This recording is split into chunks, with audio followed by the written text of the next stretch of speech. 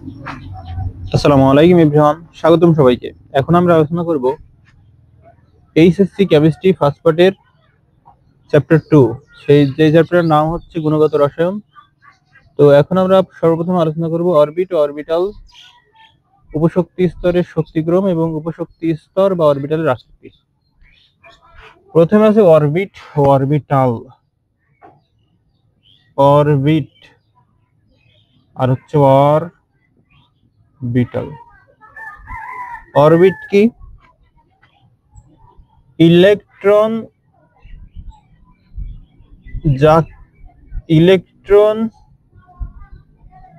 নিউক্লিয়াসকে কেন্দ্র করে যে কক্ষপথে ঘোরে সেটা হচ্ছে অরবিট। আর অরবিটাল কি? নিউক্লিয়াসের চারদিকে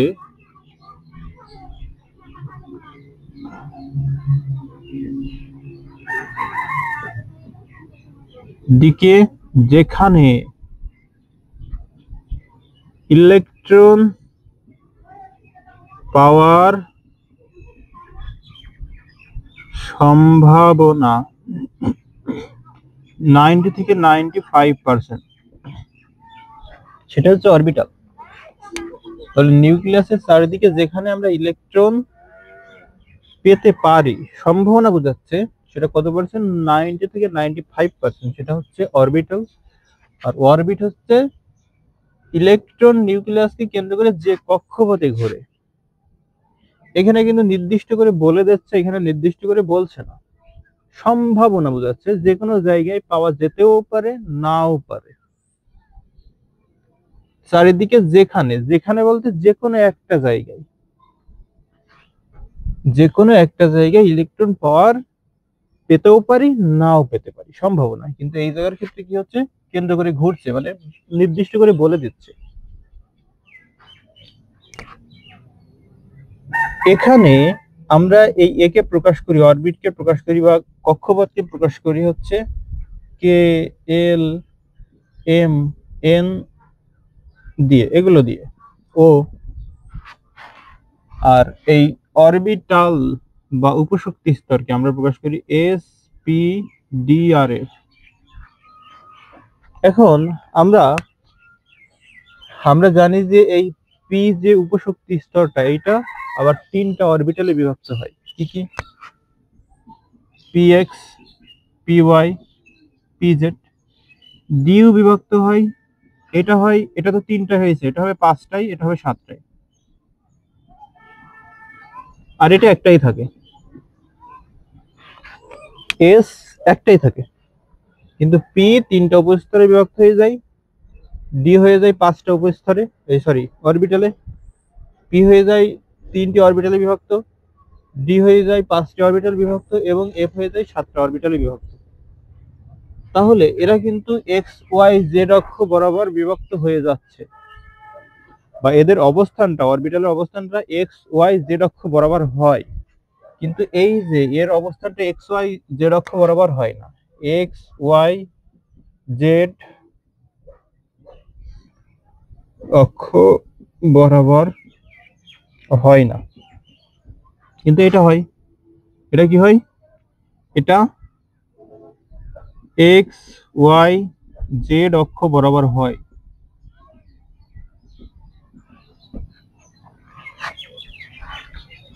আবার এখানে সর্বোচ্চ ইলেকট্রন ধরে 2n², মানে একটা কক্ষপথে বা একটা প্রধান শক্তি স্তরে সর্বোচ্চ 2n² সংখ্যক ইলেকট্রন ধরে, এতটি ইলেকট্রন ধরে।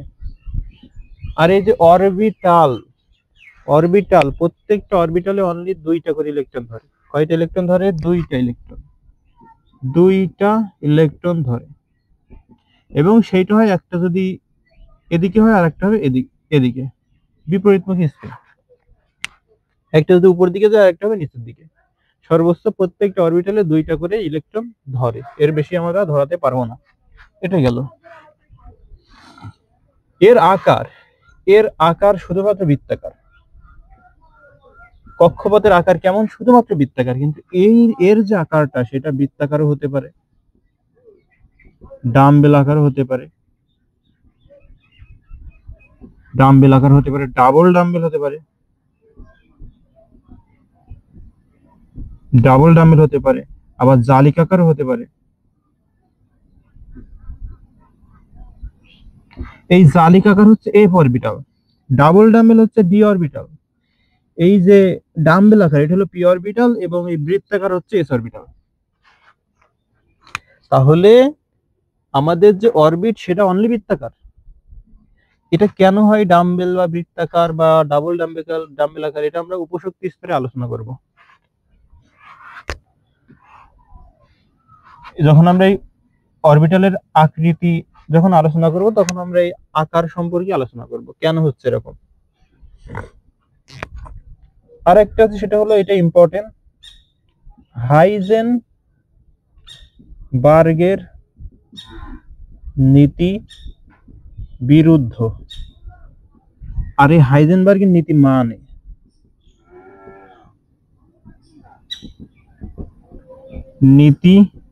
মানে হাইজেনবার্গ কি বলেছে? হাইজেনবার্গ বলেছে একই সাথে অবস্থান এবং ভরবেগ, এটাকে দ্বারা এইটাই ডেল এক্স দ্বারা অবস্থান বোঝাচ্ছি আর ডেল পি দ্বারা ভরবেগ বোঝাচ্ছি। একই সাথে অবস্থান এবং ভরবেগ নির্ণয় ইম্পসিবল, এটা কে বলে? এটা বলে হচ্ছে হাইজেনবার্গ। এখন দেখো এখানে যেহেতু আমাদের এই অরবিটের আকারটা হলো বৃত্তাকার, অরবিটালের আকারটা কেমন? বৃত্তাকার, নির্দিষ্ট বলে দিচ্ছে। তার মানে তুমি যখন এটি কিন্তু কার অবস্থান বলো তো? ইলেকট্রনের ভরবেগ এবং অবস্থান, ইলেকট্রনের ভরবেগ এবং অবস্থান একই সাথে নির্ণয় করা ইম্পসিবল। এখন যেহেতু আমাদের বলেই দিচ্ছে যে বৃত্তাকার কক্ষপথে ঘুরে, তার মানে ইলেকট্রনের যে অবস্থান সেটা কিন্তু বলে দিচ্ছে অলরেডি, তাই না? এখন আবার এই ইলেকট্রনের ভরবেগ আছে, তা মনে করো এই যে কক্ষপথ, এই কক্ষপথে যদি ইলেকট্রন গুলো ঘোরে, এখন বাইরে না আরো কক্ষপথ আছে, ইলেকট্রন এক কক্ষপথ থেকে আরেক কক্ষপথে লাফায়, ইলেকট্রন কি করে? আর এক কক্ষপথ থেকে আরেক কক্ষপথে লাফায়। তো মনে করো আমরা এর অবস্থানটা এই জায়গায় এখন দেখতে পাচ্ছি, এখান থেকে 1 সেকেন্ড পরে কিন্তু তার অবস্থানটা চেঞ্জ হয়ে যাবে। তাহলে তখন কিন্তু ওই যে বেগটা, ওই ক্ষুদ্র সময়ে বেগটা কিন্তু আমরা এখানে যে বেগটা দেখবো ইলেকট্রনের, যখন এই জায়গায় চলে যাচ্ছে তখন এই বেগটা কি বা ভরবেগটা কি সমান থাকবে? আর এই কক্ষপথ থেকে যখন এই কক্ষপথে ইলেকট্রনটা যাবে তখন কি তার ভরবেগটা সেম থাকবে? থাকবে না, কিন্তু সেম থাকার কথা না। তো এরকম ইলেকট্রন যদি লাফালাফি করে ভরবেগ সেম থাকার কথা না, তাহলে আমি যখনই এই ইলেকট্রনের অবস্থানটা এখানে নির্ণয় করছি তখন এর ভরবেগটা নির্ণয় অসম্ভব হয়ে যাচ্ছে, কারণ সে যখন তখন চলে যাচ্ছে, ঘুরতে আছে। তাহলে তার বেগটাকে আমরা নির্দিষ্টভাবে বলতে পারবো? ইলেকট্রন কি এরকম স্থির থাকে না, তো ইলেকট্রন ঘুরতেই থাকে, তাই লাফাতেই থাকে। তাহলে যখন আমরা অবস্থান নির্ণয় করছি, তখন ভরবেগ নির্ণয় করতে পারছি না, আবার যখন ভরবেগ নির্ণয় করবো তখন অবস্থান নির্ণয় করতে পারবো না, এটাই তো। তাহলে সেই জন্য হাইজেনবার্গের নীতিটা মানে নাই, যেহেতু বৃত্তাকার তাহলে মানবে কিভাবে? কিন্তু এই জায়গার ক্ষেত্রে দেখো তো বলা হচ্ছে সম্ভাবনা কথাটা উল্লেখ আছে, মানে ইলেকট্রন পাওয়ার সম্ভাবনা কথাটা উল্লেখ আছে। তার মানে মনে করো ইলেকট্রন এরকম ভাবে ঘুরছে, হ্যাঁ এরকম ভাবে ঘুরছে মনে করো অরবিটালে। অরবিটালে যখন ইলেকট্রন ঘোরে তখন মনে করো এইটা হলো কেন্দ্র, এই কেন্দ্রের চারিদিকে এই জায়গায় মনে করো ইলেকট্রন পাওয়ার সম্ভাবনা সব থেকে বেশি, তুমি ধরে নাও এখানে ইলেকট্রন পাওয়ার সম্ভাবনা সব থেকে বেশি।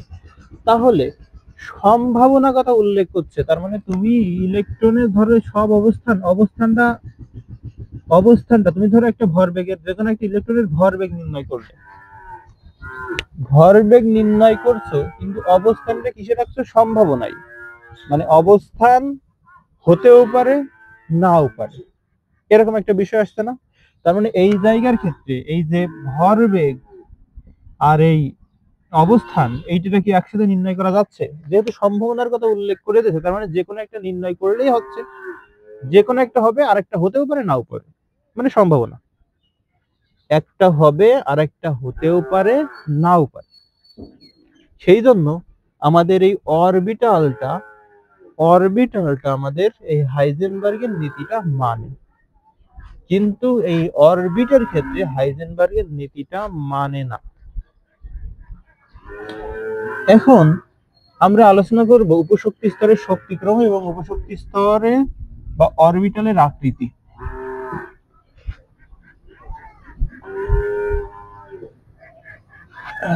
তো আছে হলো উপশক্তি স্তরের শক্তিক্রম।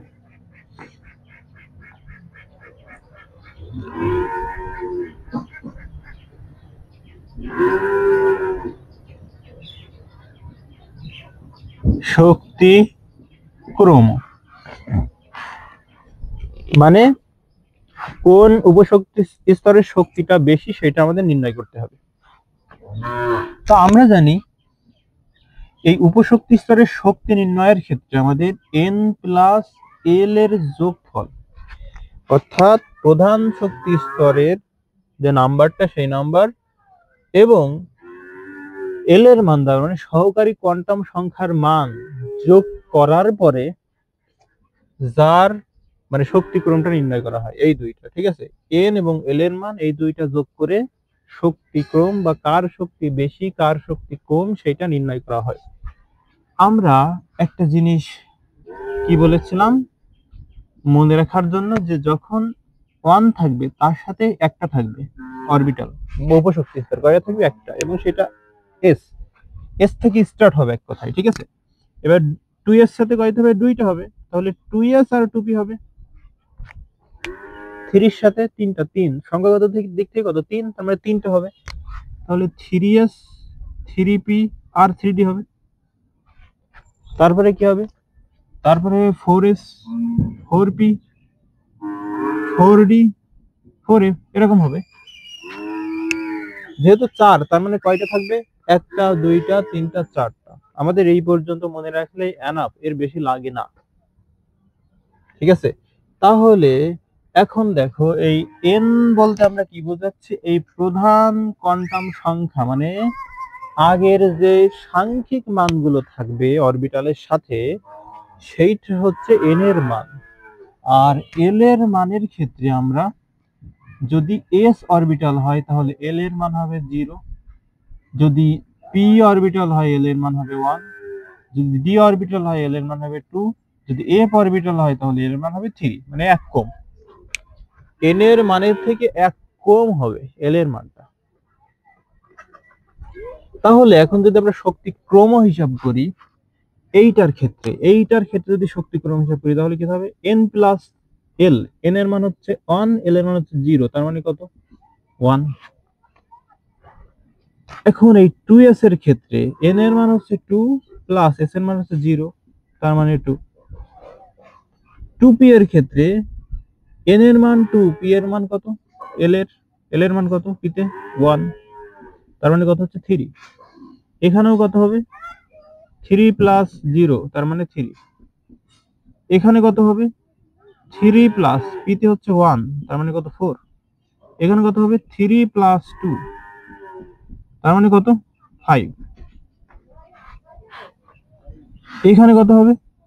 এখানে 4 প্লাস 0, তার মানে 4। এখানে কত হবে? 4 প্লাস 1, তার মানে কত হবে? 5। এখানে কত হবে? 4 প্লাস দিতে হলো 2, তার মানে 6। 4 প্লাস f এর জন্য কত? f এর জন্য হচ্ছে তোমার, f এর জন্য কত? f এর জন্য 3, মানে কত? 7। তাহলে এখানে শক্তি ক্রমটা যদি হিসাব করি তাহলে সব থেকে নিম্ন শক্তি সম্পন্ন কোনটা? যার এই n প্লাস l এর মান কম সে হবে সবচেয়ে নিম্ন, আর যার বেশি সে হবে সবচেয়ে বেশি শক্তিশালী।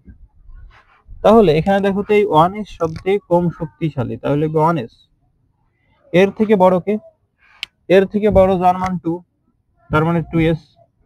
এর থেকে বড় কে, মানে 2s এর থেকে বড় কে? দুইটা আছে দেখো, একটা আছে 2p আর একটা হচ্ছে 3s। এই দুইটার দেখো একই মান, n প্লাস l এর মান হচ্ছে একই। তার মানে এখন তো একটু ঝামেলায় পড়ে গেলাম, তাহলে কোনটা হতে পারে, কার শক্তি কম হতে পারে, কার শক্তি বেশি হতে পারে? এখন এখানে যার n এর মান কম হবে তার শক্তি কম হবে। যদি আমাদের n প্লাস l এর মান একই হয়ে যায়, তাহলে যার n এর মান কম হবে তার শক্তিটা কম হবে। তাহলে এখানে n এর মান কার কম? এই 2p আর 3s এর ভিতরে নিশ্চয়ই 2p, তাহলে 2p। এর থেকে বড় কি 3s? এবার 3 এর পরে কত? 4, তাহলে 4 এ কয়টা আছে? দুইটা। দেখো একটা দুইটা, কয়টা আছে? দুইটা আছে। এখন এদের ক্ষেত্রে ওই একই নিয়ম, যদি একই হয়ে যায় তাহলে যার n এর মান কম, তাহলে n এর মান এই দুইটার ভিতরে কম কার? 3p এর। তাহলে তারপরে হবে 3p, তারপরে কত হবে? 4p, সরি 4, এটা 4s। তারপরে কি হবে? এই যে 3d। আবার দেখো এই 3d আর 4p এর হচ্ছে শক্তি একই, তার মানে এখানেও সেই আমাদের কার হিসাব করব? হিসাব করব হচ্ছে n এর মান। যদি একই হয়ে যায় তাহলে এর দেখো n এর মান কম, তাহলে এর শক্তি কম কার থেকে? এর থেকে। তাহলে তারপরে কি হবে? 4p, তারপরে কি হবে? 4d, তারপরে কি হবে? 4f। এই তো, এই তো শক্তিক্রমটা। ক্লিয়ার? তাহলে এইভাবে কিন্তু আমরা শক্তিক্রমটা নির্ণয় করতে পারি। এবারে ইলেকট্রন যখন আমরা বিন্যাস করব, ইলেকট্রন বিন্যাস আমরা যখন করব তখন ইলেকট্রনগুলো আগে নিম্ন শক্তি স্তর পূর্ণ করবে। নিম্ন শক্তি স্তর পূর্ণ করতে করতে উচ্চ শক্তি স্তরে যাবে।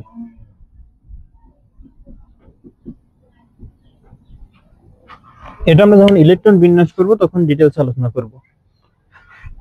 এবার আমরা আসবো উপশক্তি স্তর বা অরবিটালের আকৃতি সম্পর্কে। আকৃতি, এস অরবিটালের আকৃতি হচ্ছে বৃত্তাকার। বৃত্তাকারটা কেমন? এই যে পি এর আকৃতি হচ্ছে ডাম্বেল আকার। ডাম্বেলটা কেমন? ডাম্বেলটা হচ্ছে, এ হচ্ছে একটা ডাম্বেল আকার। এটা কেমন আকার? এটা হচ্ছে একটা ডাম্বেল আকার। আচ্ছা, এইটা আমরা ডাম্বেল আকার, এটা কিভাবে মনে রাখতে পারি? একটা শর্টকাট টেকনিক হচ্ছে এই যে এই পি যে অরবিটালটা, পি যে শক্তি উপশক্তি স্তরটা, এইটা কিন্তু এক্স ওয়াই জেড অক্ষ বরাবর বিন্যস্ত। তার মানে পি কে আমরা P X, P Y, P Z এরকম তিনটা অরবিটালে ভাঙতে পারি। সমশক্তির তিনটা অরবিটালে বিভক্ত করতে পারি আমরা এই পি শক্তি স্তর, উপশক্তি স্তরকে। মানে আমরা কি বলছিলাম যে শক্তি স্তর থেকে উপশক্তি স্তর আসে, তাই না? শক্তি স্তর থেকে আসে উপশক্তি স্তর, উপশক্তি স্তর থেকে আসে আবার অরবিটাল। উপশক্তি স্তর থেকে কি আসে? অরবিটাল আসে। যখন আমাদের এই উপশক্তি স্তর এস থাকবে তখন অরবিটাল হবে একটা, মানে এম এর মান তখন হবে 0। আর যখন আমাদের এস যদি হয় তাহলে এল এর মান হচ্ছে 0, এম এর মান 0। যদি পি হয় তাহলে এল এর মান হয় 0 আর 1। নির্ণয় করবো তখন কি হবে?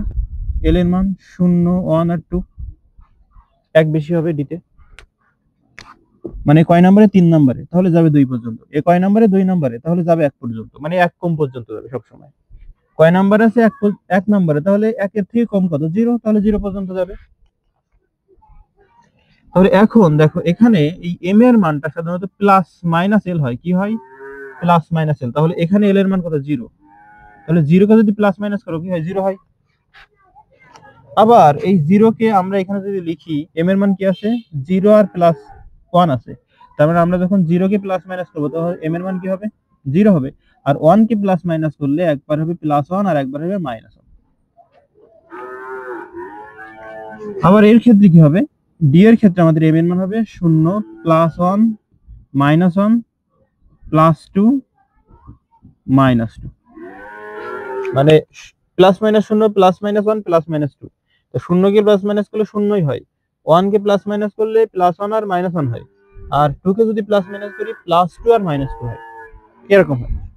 তাহলে আবার f এর ক্ষেত্রেও একই হবে, যদি f কে তুমি করো তাহলে f এ কয় নাম্বার আছে 1 1 2 3 4 নাম্বার আছে, 4 নাম্বার তাহলে যাবে কত পর্যন্ত, 0 থেকে স্টার্ট হবে 3 পর্যন্ত যাবে, তাহলে l এর মান হবে 0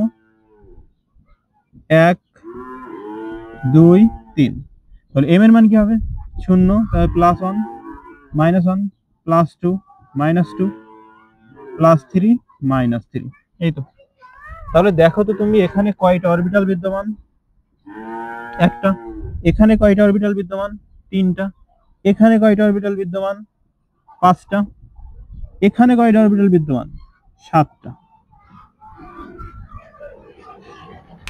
বোঝা গেল তাহলে অরবিটালটা কোথা থেকে আসছে।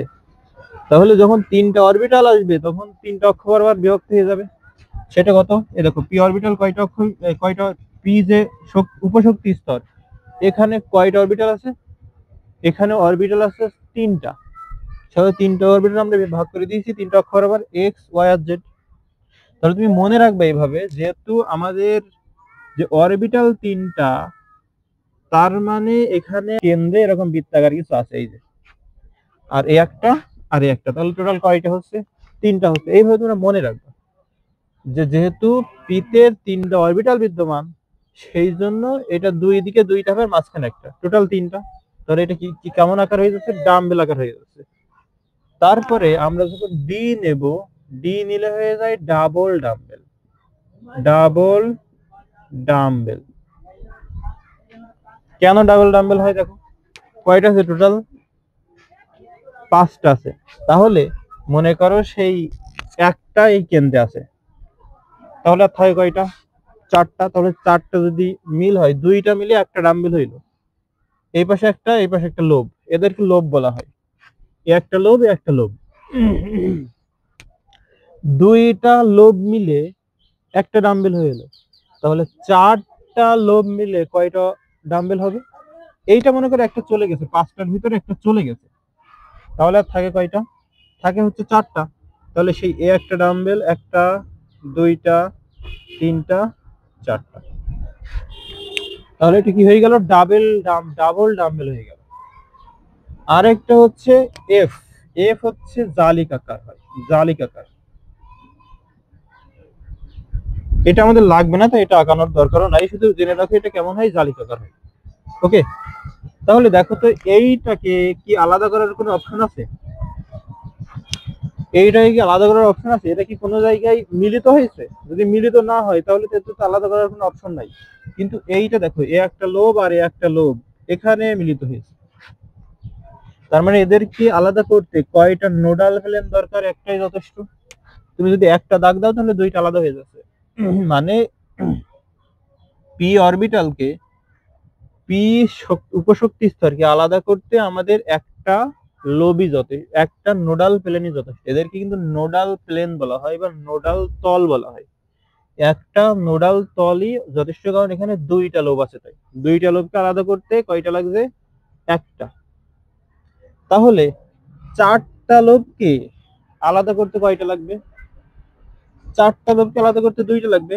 এই দুইটাকে আমরা ধরো এইটা এইটা আর এইটাকে আলাদা করবো, তাহলে এইটা যথেষ্ট।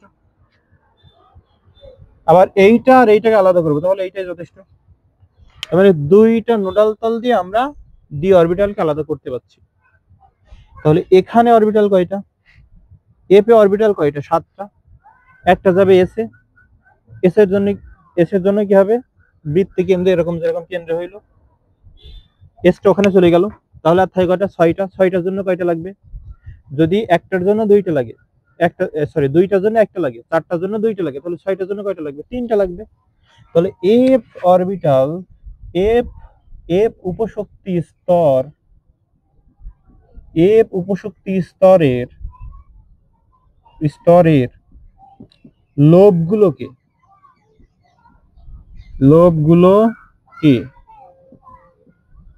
আলাদা করতে কয়টা নোডাল প্লেন লাগবে? তিনটা নোডাল প্লেন লাগবে। আর ডি যে এটা কিন্তু ডি, এটা কি পি, এটা কি এস,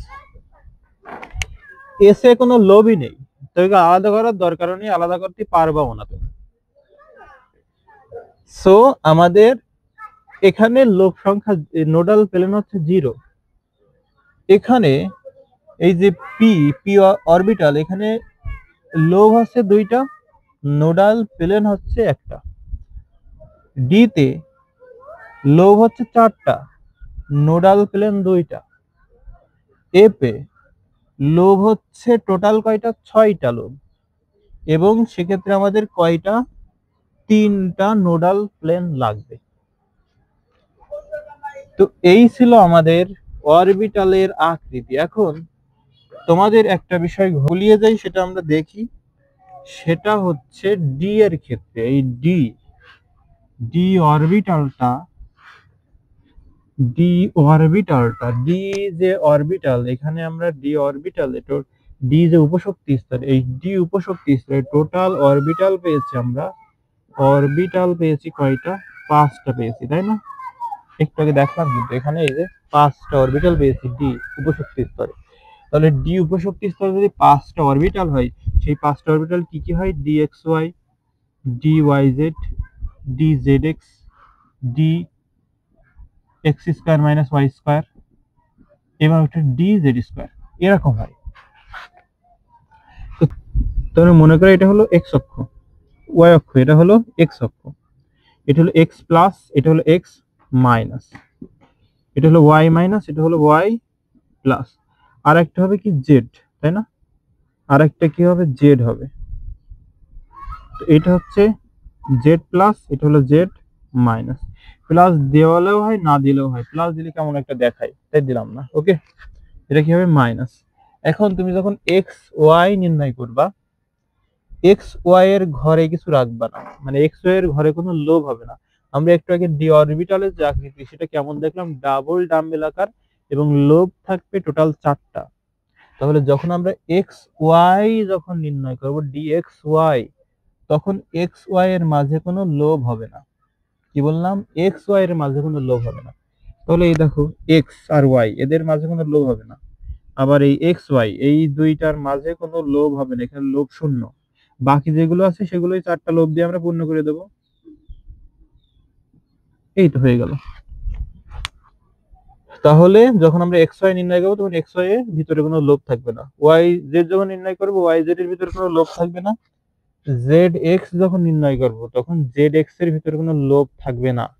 তাহলে এই দেখো, লোভ যখন থাকছে না, তখন এটা নন এক্সিয়াল হয়ে যাচ্ছে কিনা? নন এক্সিয়াল, মানে ওদের ভিতরে নেই, তাই নন এক্সিয়াল।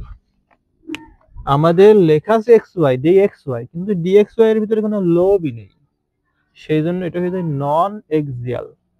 আর একটা আছে D X square minus Y square, একটা হচ্ছে ডি জেড স্কোয়ার। এইটা যদি আঁকো তুমি, তাহলে মনে করো এইটা হলো এক্স, এটা হলো ওয়াই, এটা হলো জেড, এটা হলো জেড, এটা হলো ওয়াই, আর এটা হচ্ছে এক্স, নিচে মাইনাস আছে। হ্যাঁ, তাহলে তুমি যখন এক্স স্কোয়ার নির্ণয় করবা, তখন এই টোটাল লোভটা এভাবে চলে আসবে, এক্স স্কোয়ার।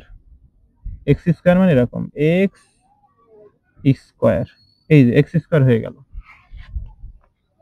আবার কি হবে? ওয়াই স্কোয়ার, তাহলে এইটা হবে সে আমাদের ওয়াই স্কোয়ার। ওকে, এরকম হবে। তাহলে এর ক্ষেত্রে দেখো তো, এইটা কিন্তু এরকম, ওই এখানে যেমন এক্স ওয়াই ছিল বলে এক্স ওয়াই এর ভিতরে কোনো কিছু হয়নি, এক্ষেত্রে ওই অক্ষ বরাবরই চলে গেছে, গেছে কিনা? যখন তুমি এক্স স্কোয়ার মাইনাস ওয়াই স্কোয়ারটা নির্ণয় করছো, তখন এক্স স্কোয়ার বরাবরও গেছে, ওয়াই স্কোয়ার বরাবরও গেছে, উপরে এবং নিচে দুইটা। আবার তুমি যখন জেড স্কোয়ার নির্ণয় করবা, তখন কি হবে? এরকম জেডটা এরকম হয়ে যাবে, মানে জেড অক্ষ বরাবর চলে যাবে, উপর এবং নিচে দুইটাই। তাহলে এইরা এরা এরা কি অক্ষ বরাবর যাচ্ছে কিনা? এরা তো অক্ষর ভিতরে ছিল না, কিন্তু এরা অক্ষ বরাবরই চলে যাচ্ছে। তার মানে এরা হচ্ছে এক্সিয়াল।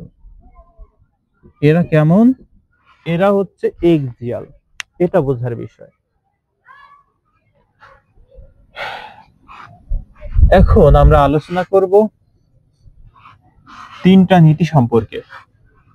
তিনটা নীতি হচ্ছে পলির বর্জন নীতি, হুন্ডের নীতি এবং আউফবাউ নীতি। তিনটা নীতি কি কি? পলির বর্জন নীতি, হুন্ডের নীতি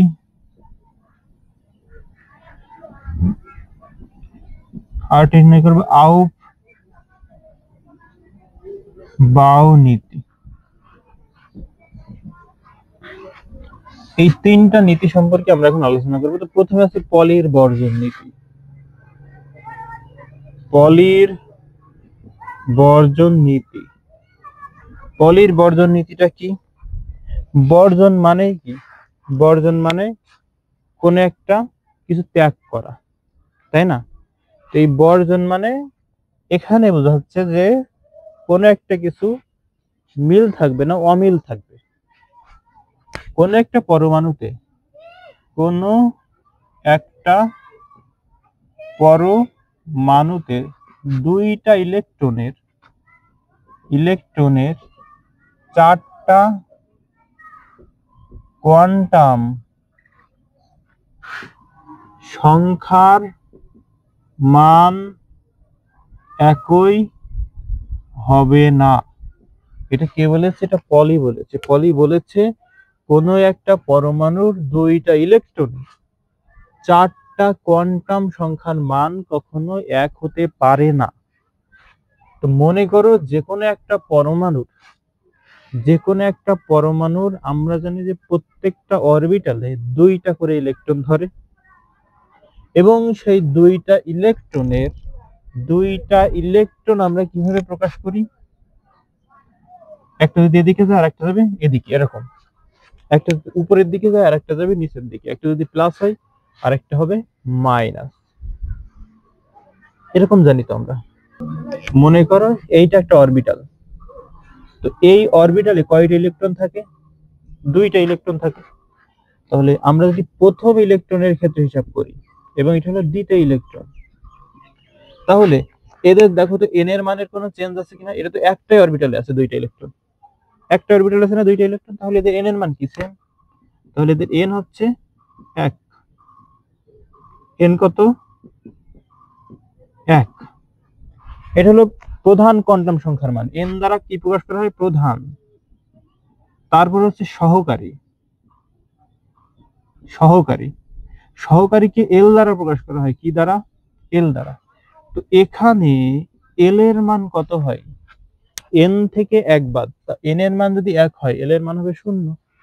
ঠিক আছে, এল এর মান কত হবে? 0। এখানেও কত হবে? এল এর মান 0। n - 1 মানে 0।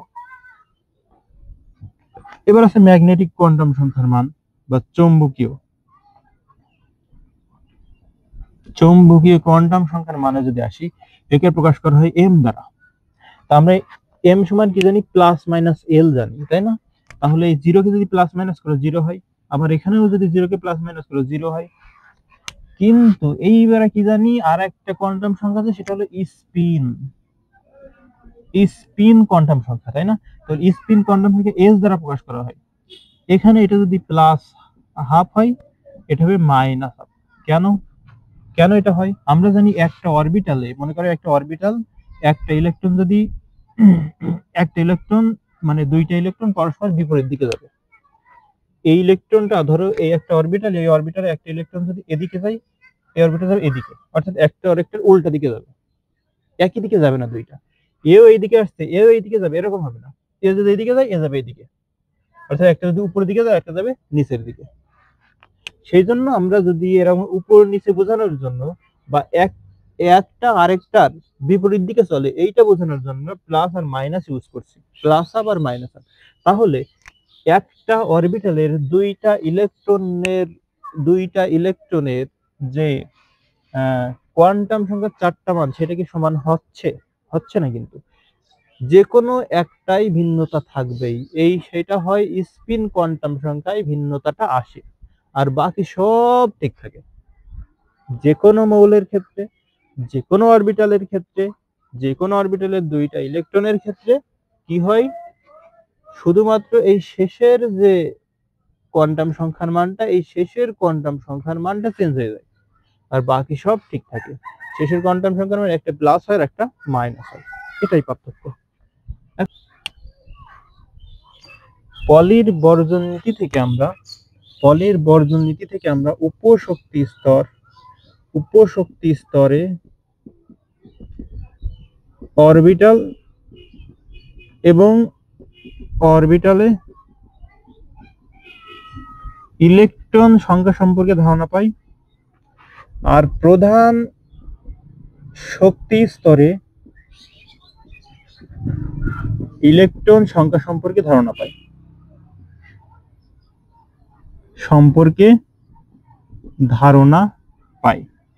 এই দুইটা বিষয় সম্পর্কে আমরা এই পলির বর্জন নীতি থেকে ধারণা পাই।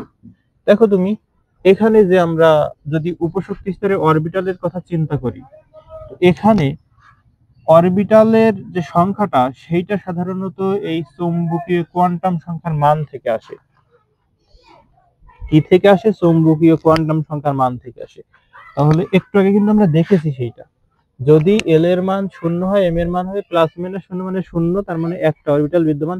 0 সংখ্যাগত মান থেকে কয়টা? একটা, তার মানে একটা অরবিটাল বিদ্যমান। যদি একটা অরবিটাল বিদ্যমান সেটা হবে এস। যদি আমাদের এখানে এম এর মান 3টা হতো, অর্থাৎ +1 -1 0 3টা হতো, তাহলে সেটা কি অরবিটাল হতো বা কি উপশক্তি স্তর পি, তারপরে ডি হতো, তারপরে এফ হতো। এই প্রত্যেকটা অরবিটালে আবার কি ধরে? ইলেকট্রন ধরে। প্রত্যেকটা অরবিটালে ইলেকট্রন ধরে না? এখানে এই এস এ ইলেকট্রন ধরবে, এখানে তো অরবিটাল একটা, আর এক একটা অরবিটালে কয়টা ইলেকট্রন ধরে? 2টা, তার মানে এখানে ইলেকট্রন ধরছে তোমার 2টা টোটাল। পিতে কয়টা ধরে? পিতে অরবিটাল থাকলো 3টা, তাহলে 3 দুগুণে 6টা ইলেকট্রন ধরে। ডিতে অরবিটাল কয়টা? ডিতে অরবিটাল 5টা টোটাল, একটু আগে দেখলাম। তাহলে ডিতে যদি 5টা অরবিটাল, এখানে 10টা ইলেকট্রন ধরবে। আবার এফ এ কয়টা বিদ্যমান? এফ এ হচ্ছে 7টা, তার মানে কয়টা? এখানে যদি 7টা অরবিটাল হয় তাহলে 14টা ইলেকট্রন ধরবে। তাহলে এস এ একটা অরবিটালের কারণে 2টা ইলেকট্রন ধরে, পিতে 3টা অরবিটালের কারণে 6টা ইলেকট্রন ধরে, ডিতে 5টা ইলেকট্রনের কারণে 5টা অরবিটালের কারণে 10টা ইলেকট্রন ধরে, এবং এফ এ 7টা অরবিটালের কারণে 14টা ইলেকট্রন ধরে। এটা কিন্তু আমরা একটু আগে দেখে আসছি। এখান থেকে আমাদের উপশক্তি স্তরে অরবিটাল এবং অরবিটালে ইলেকট্রন ধারণ ক্ষমতার সেটা আছে। তার মানে আমরা যখন এরকম নির্ণয় করছি তখন এর ভিতরে সবগুলো চলে আসছে কিনা? এর ভিতরে কিন্তু সবগুলো চলে আসছে। সেই জন্য এই ধারণা থেকে আমরা যে উপশক্তি স্তরে অরবিটাল এবং অরবিটালে ইলেকট্রন সংখ্যা এটা নির্ণয় করতে পারছি। আবার প্রধান শক্তি স্তরে ইলেকট্রন সংখ্যা সম্পর্কে ধারণা পাচ্ছি, কারণ কি এখানে যে এন এর মান আছে, এন এর মান যদি থাকে তাহলে আমরা কি প্রধান শক্তি স্তরে ইলেকট্রন সংখ্যা নির্ণয় করতে পারি না? অবশ্যই পারি। সেটা কি? 2n², এটা সূত্র। এটা দ্বারা কি করতে পারি? আমরা প্রধান শক্তি স্তরে মোট ইলেকট্রন সংখ্যা সম্পর্কে মোট ইলেকট্রন সংখ্যা নির্ণয় করতে পারি। ঠিক আছে, তাহলে দেখো তো এই যে আমাদের এই পলির বর্জন নীতি একই সাথে উপশক্তি স্তরে অরবিটাল এবং অরবিটালের সংখ্যা, ইলেকট্রন সংখ্যা, এবং প্রধান শক্তি স্তরে ইলেকট্রন সংখ্যা সম্পর্কেও ধারণা দিচ্ছে। এখন হুন্ডের নীতিটা কি? হুন্ডের নীতিটা হচ্ছে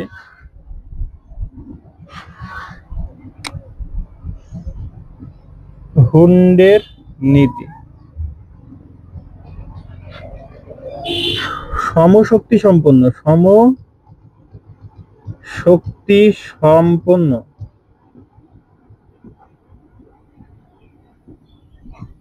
অরবিটালে ইলেকট্রনগুলো প্রথমে একমুখী হয়ে প্রবেশ করবে।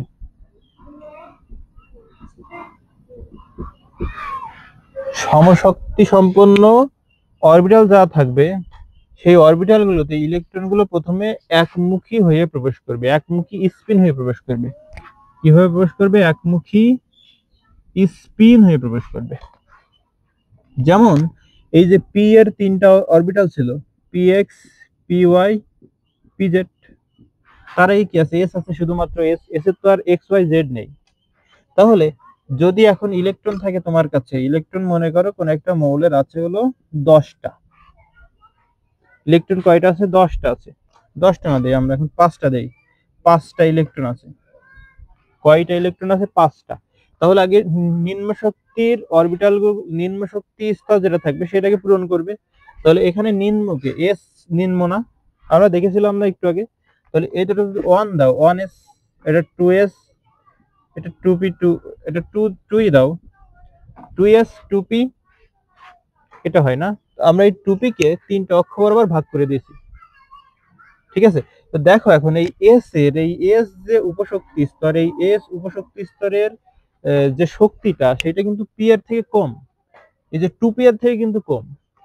আবার এই যে 2px, 2py, 2pz, এদের কিন্তু যেহেতু p এবং আগে 2 আছে, p এর ক্ষেত্রে সে px হোক, py হোক বা pz হোক, সবার ক্ষেত্রে l এর মান কিন্তু 1। আবার n এর মানও দেখো সবারই সেম 2, সবারই কিন্তু 2 করে আছে। তার মানে এখানে তুমি যখন n প্লাস l এর মানটা নির্ণয় করবা তখন এই সবার ক্ষেত্রে একই আসবে। তার মানে এদের তিনোটার শক্তি হচ্ছে সেম। আবার এর ক্ষেত্রেও কি একটা শক্তি আসবে না? 2s এর ক্ষেত্রে আমরা একটু আগে দেখেছিলাম। তাহলে এর ক্ষেত্রে যদি আমরা শক্তি নির্ণয় করি, এর শক্তি কম হবে, তাহলে সর্বপ্রথম এই অরবিটালটা পূর্ণ হবে।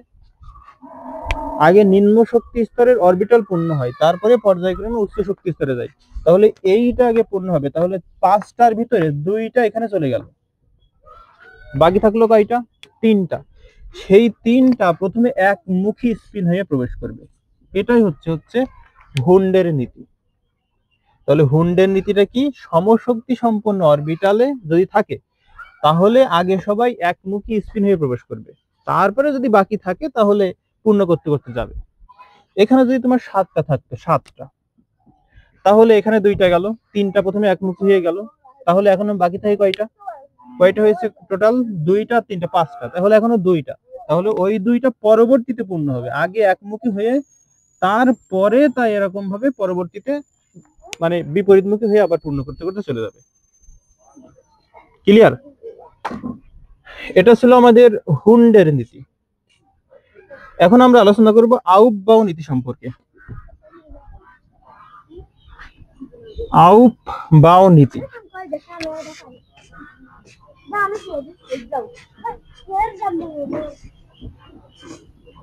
আউপবাউ নীতিটা কি? আউপবাউ নীতিটা হচ্ছে আগে নিম্ন শক্তি স্তর পূর্ণ করবে ইলেকট্রন দিয়ে, তারপরে আস্তে আস্তে উচ্চ শক্তি স্তরের দিকে যাবে। ঠিক আছে? তাহলে কি হবে? আগে নিম্ন শক্তি স্তরের অরবিটাল পূর্ণ করবে, নিম্ন শক্তি স্তরের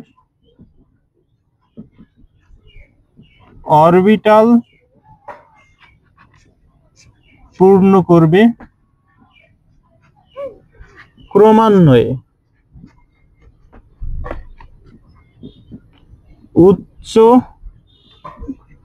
শক্তি স্তরের দিকে যেতে থাকবে বা পূর্ণ করতে থাকবে। ধরো তোমার কাছে 2টা অরবিটাল দেওয়া হলো, একটা হলো 4s আর একটা হলো 3d। 2টা অরবিটাল দেওয়া হলো তোমার কাছে, এখন বলা হলো যে কোথায় আগে ইলেকট্রন প্রবেশ করবে। তাহলে আউপবাউ কি বলছে? যে আগে নিম্ন শক্তি স্তরে ইলেকট্রন যাবে, তারপরে ক্রমান্বয়ে উচ্চ শক্তি স্তরের দিকে যাবে। তাহলে এখানে আমরা যদি শক্তির কথা কল্পনা করি, তাহলে n এর মান হচ্ছে 4 আর l এর মান হচ্ছে 0, তার মানে কত? 4। আর এর শক্তি কত? 3 প্লাস 2 তার মানে কত হচ্ছে 5। তাহলে কার শক্তি বেশি? এই 3D এর শক্তি বেশি। তার মানে আগে 4s পূর্ণ করবে, তারপরে যেয়ে 3D তে যাবে। তাহলে এই s অরবিটালে সর্বোচ্চ ইলেকট্রন ধরে কয়টা? 2টা। তাহলে এই 2টা আগে s পূর্ণ করবে, করার পরে তারপরে যদি দেরি থাকে তাহলে ডিতে যাবে, আর ডি যদি না থাকে তাহলে গেল না। বুঝা গেল? তাহলে এই ছিল আমাদের আউটবাউ নীতিটা। আমরা যখন ইলেকট্রন বিন্যাস করব তখন আরো ডিটেলসে বিষয়টা বুঝিয়ে দেবো এই আউটবাউ নীতি সম্পর্কে। এই আউটবাউ নীতি দ্বারাই সাধারণত ইলেকট্রন বিন্যাসটা করা হয়। তো পরবর্তী ক্লাসের আমন্ত্রণ জানিয়ে আমি এই ক্লাস এখানে শেষ করছি। আসসালামু আলাইকুম।